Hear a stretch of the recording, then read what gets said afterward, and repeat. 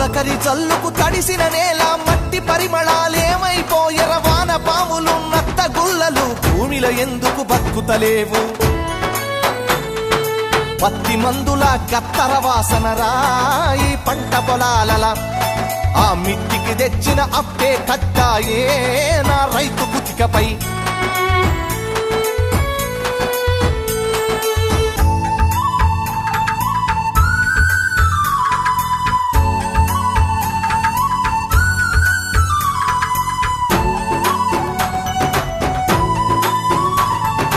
హరిశ్చంద్రపజ నాటకాల పంతులారు మోనియం చెదలు పట్టినది యక్షగానము నేర్పే పంతులు ఉప్పరి పనిలో తట్టబట్టినడు